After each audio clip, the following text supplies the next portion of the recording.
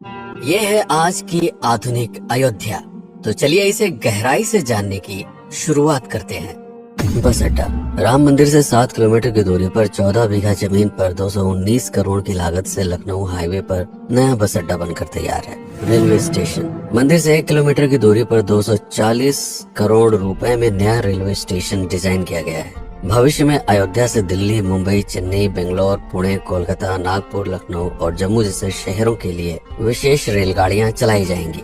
हवाई अड्डा। 1450 करोड़ रुपए में लगभग 1300 बीघे में फैला हुआ प्रयागराज हाईवे पर नाके के पास बनाया गया है नया एयरपोर्ट। यहाँ से राम मंदिर की दूरी सिर्फ 12 किलोमीटर है। भविष्य में कई बड़े महानगरों के लिए सीधे उड़ानें उपलब्ध होंगी। घाघरा जलमार्ग। अगर आपके पास अपनी खुद की मोटर बोट है तो छपरा से घाघरा यानी सरयू नदी की सैर करते हुए लगभग 300 किलोमीटर नदी में चलकर भी अयोध्या पहुंच सकते हैं। भविष्य में इस रूट के लिए भी मोटर बोट चलाए जाने का प्रस्ताव है। राम मंदिर।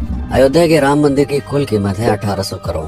पूरी तरह बन जाने के बाद अयोध्या का मुख्य आकर्षण होगा। राजस्थान के मशहूर मकराना के पत्थरों से आकार लेते इस मंदिर की अनुमानित उम्र होगी लगभग 1000 साल। 22 जनवरी को पहली मंजिल का उद्घाटन होगा, जिसमें राम की बाल्यावस्था की मूर्ति रखी जाएगी। बाकी की 2 मंजिलों का कार्य चलता रहेगा। खजुराहो के मंदिरों की नागर शैली के आधार पर इसे तराशा जा रहा है। मंदिर का कुल क्षेत्रफल 156 एकड़ या 251 बीघा है।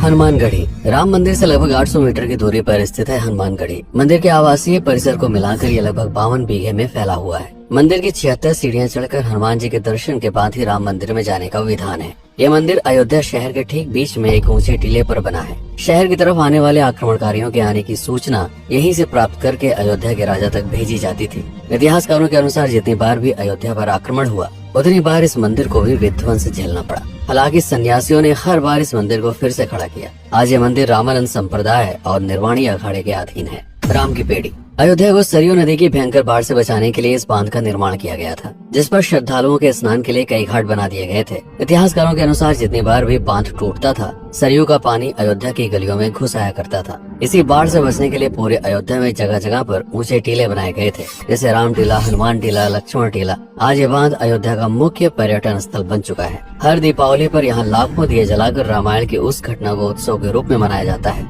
जब श्री राम अयोध्या वापस लौटे थे। अयोध्या के कई बार उजड़ने के पीछे एक कारण इस नदी को भी माना जाता है। हालांकि इसी नदी की वजह से यहाँ पर गन्ने की खेती बड़े स्तर पर की जाती है। लता मंगेशकर चौराहा। नया घाट और बस स्टैंड के पास ही अयोध्या का मुख्य चौराहा 6.7 करोड़ रुपए में बनकर तैयार हुआ है। पद्मश्री से सम्मानित राम सुथार जी ने 2 माह के कठिन परिश्रम के बाद इस 40 फीट लंबी वीणा को आकार दिया। 14 टन की इस वीणा को लता जी के स्मृति चिन्ह के रूप में यहाँ पर लगाया गया है। इसीलिए इसका नाम नया घाट चौराहे से बदलकर लता मंगेशकर चौराहा कर दिया गया है। धर्मपथ। नया घाट से कुछ पहले सड़क के दोनों तरफ 30 फीट ऊंचे 40 सूर्य स्तंभ लगाए गए हैं, जिसे धर्मपथ का नाम दिया गया है, जो श्री राम के राजकुल सूर्य वंश का प्रतीक है। दशरथ समाधि स्थल। नए बस अड्डे के बगल से एक पतली रोड कछार से आगे बढ़ते हुए लगभग 12 किलोमीटर दूर ले आती है दशरथ समाधि स्थल, जो बिलहर घाट पर मौजूद है, जिसके बारे में मान्यता है कि यहाँ पर राजा दशरथ का दाह संस्कार हुआ था। राम मंदिर के साथ ही इस जगह को भी पर्यटन स्थल के रूप में विकसित किए जाने की योजना पर कार्य चल रहा है। भरत कुंड। अयोध्या से 15 किलोमीटर दूर है नंदीग्राम। यहाँ मौजूद तालाब को भरत कुंड कहते हैं। मान्यता है कि इसी जगह से भरत ने पूरे अयोध्या का राज कार्य संचालित किया था। पर्यटकों के लिए इस स्थान को भी विकसित किया जाएगा। गुप्तार घाट। राम की बेड़ी से सरयू नदी के किनारे चलते हुए 10 किलोमीटर दूर स्थित है गुप्तार घाट। ये कैंट एरिया में पड़ता है। इस जगह को श्री राम के जल समाधि के रूप में महत्व दिया जाता है। इसके अलावा अयोध्या नगर में हर गली में कई विशेष मंदिर हैं, जिनकी अपनी मान्यताएं हैं, कथाएं हैं, विशेषताएं हैं। पूरी तरह से विकसित हो जाने के बाद नई अयोध्या को पूरी तरह से जानने के लिए, इसका आनंद लेने के लिए कम से कम 3 दिनों तक यहाँ रुकने की आवश्यकता है। देश विदेश से ज्यादातर पर्यटक भारत आते हैं उत्तर प्रदेश में आगरे का ताजमहल देखने और प्राचीन नगर काशी और सारनाथ घूमने। प्रश्न ये है कि अयोध्या घूमने और श्री राम का मंदिर देखने के लिए भला विदेशी क्यों आएंगे? और इसका कारण है भारत में लिखी गई राम कथा की सबसे पहली और प्राचीन पुस्तक रामायण। भारत में रामायण के अलावा कंबोडिया में रीमकेर, थाईलैंड में रामकियन, जो कि वहाँ की राष्ट्रीय पुस्तक है, इंडोनेशिया में ककनिक, नेपाल में भानुभक्त रामायण जैसी पुस्तकों में वाल्मीकि की रामकथा से प्रेरणा लेकर इसे अपने अपने देश की संस्कृत के हिसाब से फिर से लिखा गया है। पात्रों के नाम, कुछ नई घटनाओं के अलावा मूल राम कथा सभी में एक जैसी है।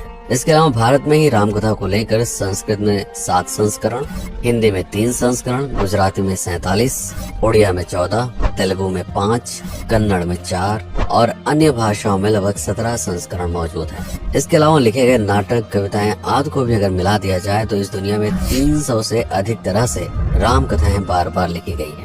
इन सभी राम कथाओं पर कई विशेषज्ञों ने समय समय पर अध्ययन किया और अपने विचार दिए। Father Camille Bulcke, Hermann Jacobi, Wendy Doniger, Edward अल खरर, Alf Hiltebeitel, Paula Richman, Aubrey Menon, Ramesh Menon, Radha Vishwanath, Shantanu Gupta, Meenakshi Jain, लाला सीताराम, स्वामी ज्ञानानंद सरस्वती जैसे कई लोगों ने समय समय पर राम कथा को लेकर गहन शोध किया और इसमें छिपे हुए मूल कथा के साथ ही इसके इतिहास को समझने का प्रयास भी किया। राम कथा थी कौशल प्रदेश के द्वारा किष्किंधा और लंका पर विजय प्राप्त करने की पहली बार एक अखंड भारत के निर्माण की। रामायण महत्वपूर्ण इसलिए हो जाता है क्योंकि ये अखंड भारत युद्ध से अधिक व्यक्ति के आदर्शों, सूझबूझ, मित्रता जैसे गुणों से स्थापित हुआ। रामायण एक ऐसा डॉक्यूमेंट है जो ये समझाता है कि भारत पहली बार एक कैसे हुआ। इसलिए ये गाथा न तो कभी बुलाई जा सकती है और न ही कभी मिटाई जा सकती है। और आज की अयोध्या उसे अखंड भारत का एक प्रतीक है, अपनी संपन्नता के कारण जिसने समय समय पर बाहरी आक्रमणकारियों का भी सामना किया। अयोध्या की इसी संपन्नता ने यहाँ पर मुगलों को भी आकर्षित किया। महात्मा बुद्ध भी यहाँ पर रुके, सिखों के गुरु साहब भी आए और जैन धर्म के तीर्थंकर भी।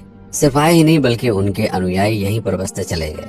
अयोध्या कितनी बार बसी, कितनी बार उजड़ी, इसके बारे में बहुत अधिक प्रमाण उपलब्ध नहीं है। सूर्यवंश के पतन के साथ ही अयोध्या का भी पतन होता रहा। बीच में कई सौ सालों तक अयोध्या मानो विलुप्त सी हो गई। इसका कारण क्या था, इसका कोई प्रमाण नहीं है। अयोध्या को फिर से खोजकर उसे स्थापित करने में बार बार राजा विक्रमादित्य का नाम आता है, लेकिन विक्रमादित्य एक उपाधि है जिसे कई राजाओं को दिया गया था। तो ये कहना मुश्किल है कि किस कालखंड के कौन से राजा ने यह कार्य किया। कुछ विशेषज्ञों का मत है कि यह काम उज्जैन के राजा विक्रमादित्य ने किया होगा। नंद वंश, मौर्य वंश, शुंग वंश, गुप्त वंश आदि के साम्राज्य में भी अयोध्या का वर्णन प्राप्त होता है। सबसे बड़ा विध्वंस हुआ 1527 के आसपास बाबर के कार्यकाल में, जब राम मंदिर को ध्वस्त कर बाबरी मस्जिद स्थापित की गई। सन 1722 में बंगाल के नवाब अली वर्दी खान ने व्यापार के नजरिए से राम मंदिर से कुछ किलोमीटर की दूरी पर एक नया शहर बसाने की शुरुआत की।